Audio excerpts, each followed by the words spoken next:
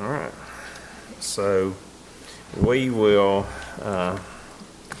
call this regular meeting of the Jackson County Board of Education to order. And as we always do, we're going to take the first few moments to reflect and pray of the things that's going on around us here in Jackson County and Alabama and across the nation, and a lot of needs and a lot of business at hand here. So if you will bow with me for a few moments, please.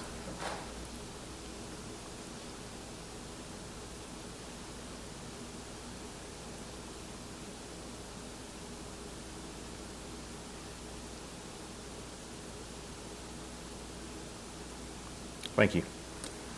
All right. As we were in our work session, we had time to put a second glance at our agenda, and there weren't anything, I don't think anything that came to light that needed to be addressed or changed or added. So looks like the agenda is pretty clean.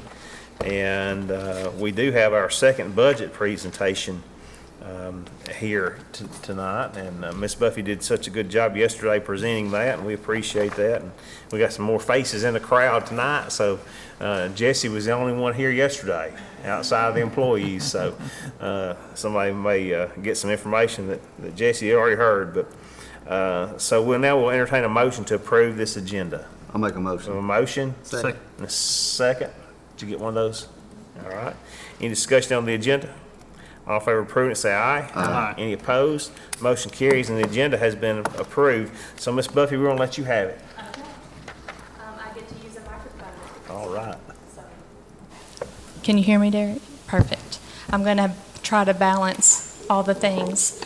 So, as Mr. Gorham said, this is our second public budget hearing. Thank you, Jesse, for coming back. And before I get started, I just wanted to say that I work with a team of 4 ladies who really keep me in line and work very hard for the county. They don't often get recognition because they work in an office and they're not in the schools, but that is Miss Linda Holcomb, Penny Pritchett, Melissa Chapman, and Kim Phillips. And then Miss Jonita Baugh, who's our federal programs bookkeeper, and Tammy Moore, who's our special ed bookkeeper, have worked very diligently to help me pull the federal numbers together. So I just wanted to thank them today. So every month when the board has work sessions, we have principals that come and speak, we have supervisors that come and speak, and they talk about our plans and initiatives. And what the budget is basically are those plans and initiatives in dollars. So why do we have public hearings for the budget? Well, the Code of Alabama requires that we hold at least 2 public budget hearings in a convenient time and place. And the purpose is just to inform the community of what we're doing dollar-wise, and also holds us accountable and enhances our planning process. We have a list of things that the state requires us to include in the budget hearing and in our budget packet. They're listed here. I won't read each one for you, but all of this information is in the budget packet. And instead of going page by page, it's 90 pages long. I don't think anyone wants to sit here that long, but I will just go over some highlights and some important information that you need to know. There are numerous factors that affect our budget. The top being enrollment. The number of students we have enrolled affects the dollars that we receive from the state. It affects how we distribute the federal dollars. So that's a very important factor when we're looking at our budget. And then just keeping student to teacher ratios in check. Salary and benefits expense is a large portion of our budget. And then each year we have state funding and mandates related to that funding. We have local revenue projections, federal budget constraints, and that never came into play more than I'm aware of than it has this year. We had some holdup on the federal budget, but thankfully they released a lot of that recently. And then our facilities, we have 16 facilities in the district and many are aging, so that plays into how we budget our dollars. This slide is just a look at our projected enrollment by school, And this count in the column that is yellow for this year, that count was taken on August 21st. The count from last year is as of the 20-day after Labor Day report, which is an official report we have to file each year. So we haven't done that yet. It hasn't been 20 days. But when we do that, you may see some fluctuation. But right now, we are up 10 students over last year.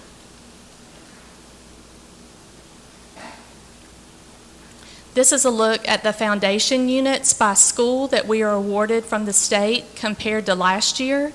And this is based, again, on that 20-day after Labor Day report. And you can see a more detailed breakdown by school beginning on page 74 of your budget packet. I want you to note on this chart that Flat Rock is listed, and I know you're all aware that we closed Flat Rock back in April or May. But since it's based on numbers from last year, we are awarded units for that school, and those units are being distributed to North Sand Mountain, to Pisgah, and to Rosalie.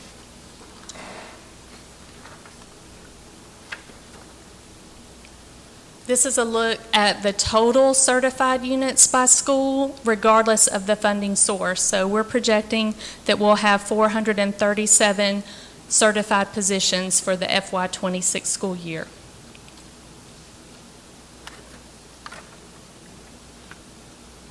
And this is a look across the whole district, regardless of position. It's each position type and funding source. So we're projecting 795.66 units overall. And you can see this particular chart on page 74 of your budget.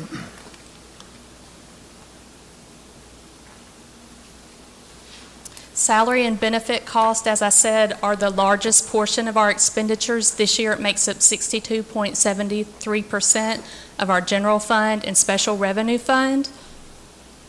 You as a board tonight will adopt salary schedules, and we do follow the state minimum salary schedule for teachers and nurses. This year, we've had several changes in our salary schedules. We added 3 steps to the CMP managers and the CMP workers salary schedule. We added a new position of registered behavior technician, so that salary schedule has been added. And previously, the supervisors were on contracts, and in order to just have more accountability, we have put the supervisors now on a salary schedule. So all of those will be approved this evening. The board has a copy in their packet, but that will be posted on our website once the board approves it. Our payroll is up $905,000 this year over last year.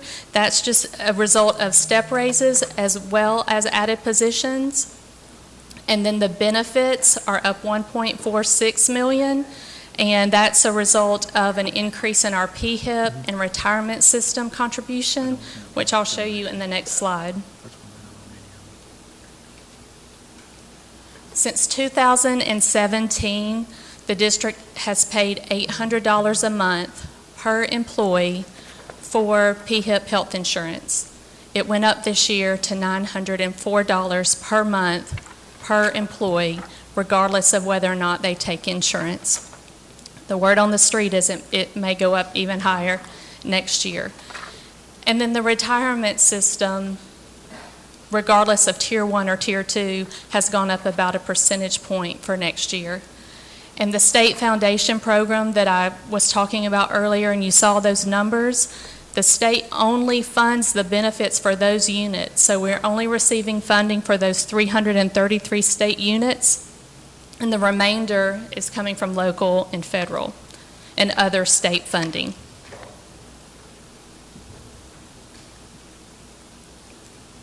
How are we funded? We're funded really with 4 pots of money, the largest being revenues from the state. That makes up 58.54% of our budget.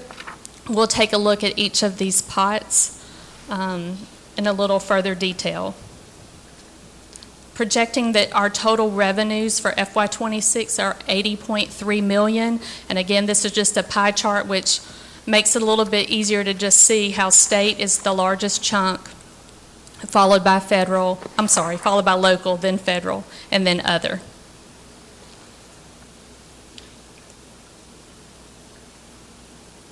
This is a comparison to last year, and when you look at this, you'll see that the state is down and the federal seems significantly up. And this is really a little misleading because it is just a timing issue. Last year when we presented our budget, we had been awarded advancement in technology funds. We were awarded those again this year, but we have already received them. We received them in August, so we cannot count that as revenue for FY26. We have to count it in our beginning balance. And then federal, typically when we present the budget, we do not know the 21st century numbers. This year we obtained those numbers early, so that's why you see an increase there. But overall, just conservatively, we're projecting a 1.7% increase in revenues over last year.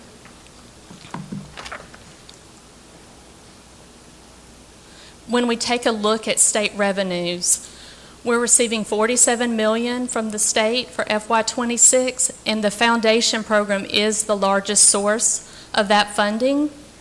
As I said earlier, it's based on ADM from the 20-day after Labor Day report. It's also based on LEAPS report, which is a personnel report that we have to report to the state, all of our employees, their education level, and their years of service. This year, the state is also moving towards a more blended funding model called the RAISE Act. We'll discuss that shortly.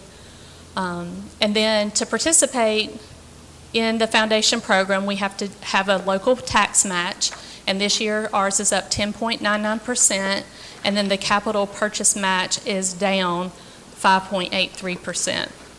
We have to meet in school for 180 days. Our teachers have to be paid in accordance to the state matrix, and then we have reporting that we're required to do throughout the year in order to receive this money. You can see further breakdowns of foundation dollars awarded by school beginning on page 74 of your budget packet. I know this is tiny, but this is a look at all of our major state funding sources. You will see that the RAISE Act is new, and then you will see that there are several categories that have $0, and that is because several of our funding sources, we thought that RAISE was going to be a great thing and we were going to get a lot of extra money, but we did get extra money, but then they did away with other grants. And then the ARI regional coach retired, so we won't be receiving those funds this year. And as you can see towards the bottom, the advancement in technology, it's at $0, not because we weren't awarded it, but just because we have already received it. The other category is also up, and that's just the Education Trust Fund continues to do well, so the state continues to put out different grants and awards to all of the systems across the state, so that's why we see an increase in our other state category. So the RAISE Act was adopted in this last legislative session, and it was designed to address needs of specific student populations. Initially, the intent was going to be for districts to have a lot of flexibility and how to spend those funds, but as it's playing out, there's really not so much flexibility, and we will have accountability and reporting measures for those funds. I don't believe it's this year, but they have a deadline, I believe, of FY28 to get all of that in place. But you can see the different categories. Our students in poverty, or what we call at-risk, special ed, English language learners, charter school students, and gifted students. I did a chart just to show you in FY25 the sources. We had received $310,000 for those certain special populations. And like I said, when we saw we were getting $912,000, I was very excited until I found out the $310,000 were going away. So we had a net increase of $602,593. which is still nice. The uses that we used the money for in FY25, we just rolled in to the RAISE Act, but we're also able to add 7.5 additional teachers or aides. And I didn't mention this yesterday, but we moved an academic achievement specialist into RAISE funding as well.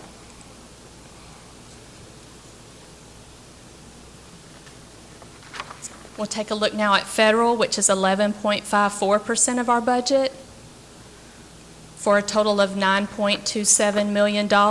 You can see that CMP is our largest source of federal revenues, followed by Title I and IDEA.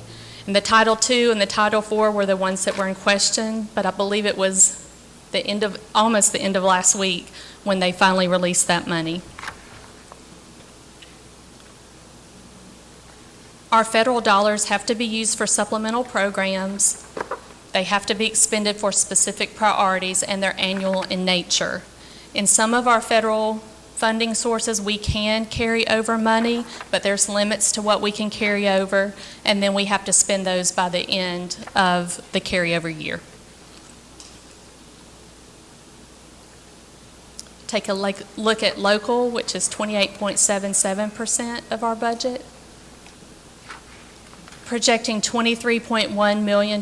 This is a conservative estimate, and we come up with these numbers based on trends from prior years, knowledge of economic factors, valuation of property, and sales trends. This is a look at our major local revenue sources compared to last year, and you will see that there is a large increase in interest, and that is due to the interest that we're earning on our investments that we took out in late December, early January of this last year.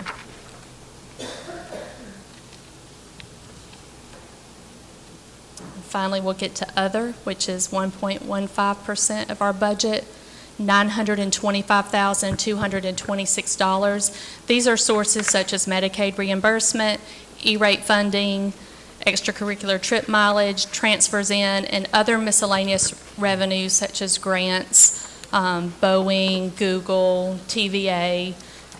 Occasionally we'll have legislative money that all goes into the other category.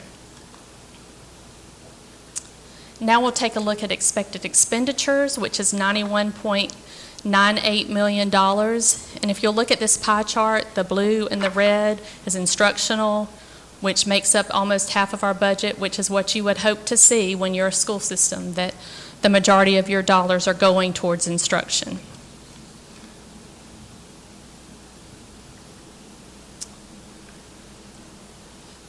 This is expenditures by function, which is a broad view of how we're spending our money.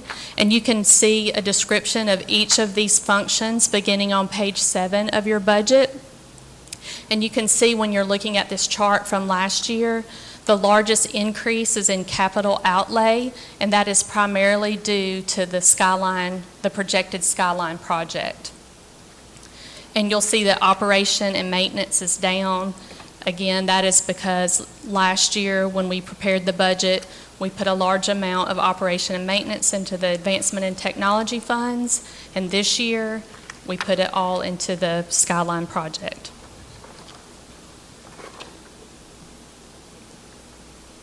And this is a more detailed view by object code, and you can see here that salaries and employee benefits make up the largest portion of our budget.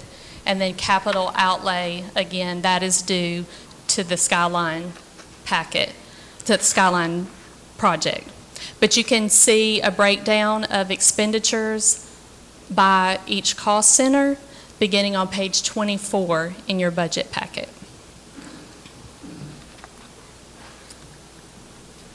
And then I know this writing is small. This is page 12 in your budget.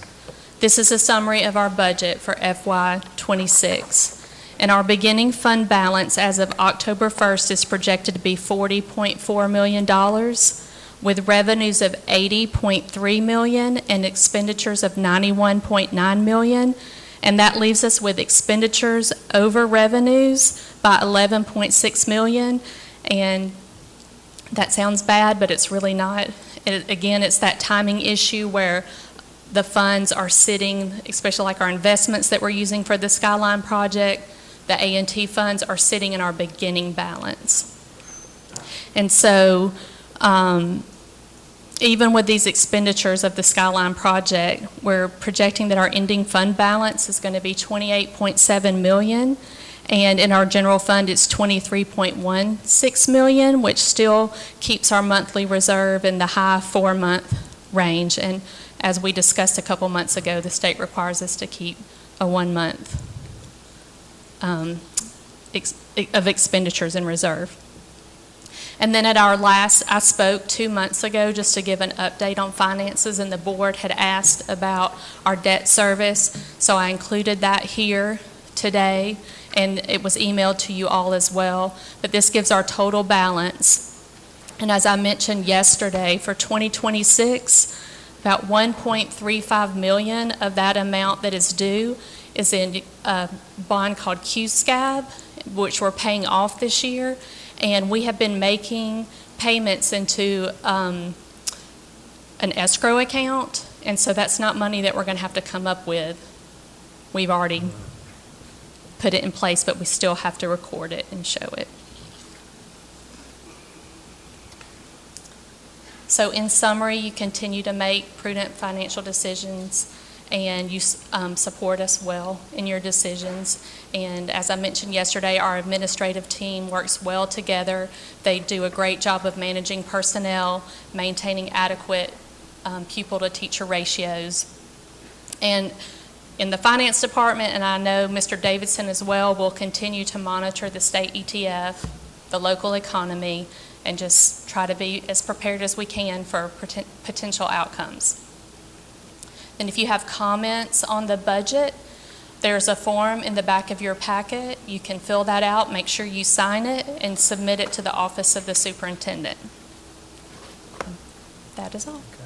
Buffy, just for the record, and we brought this up yesterday morning, but our debt service, so our bond payment, it includes those bonds were reworked, and we have a lot of projects into that one payment now. It's North Jackson Gym and Schneider.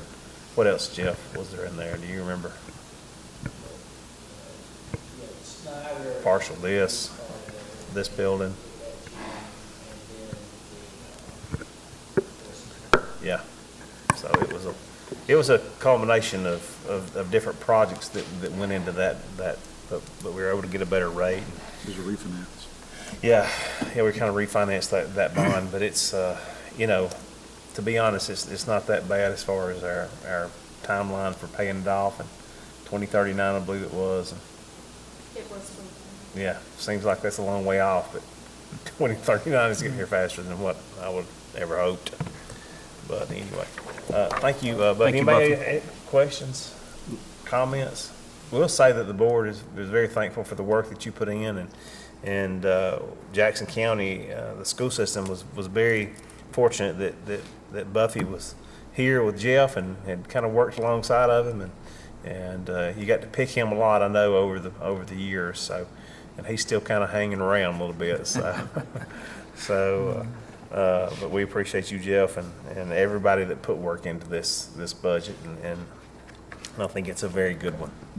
So if no more questions or comments on the budget presentation, we'll get ready to move on into our general business. All right.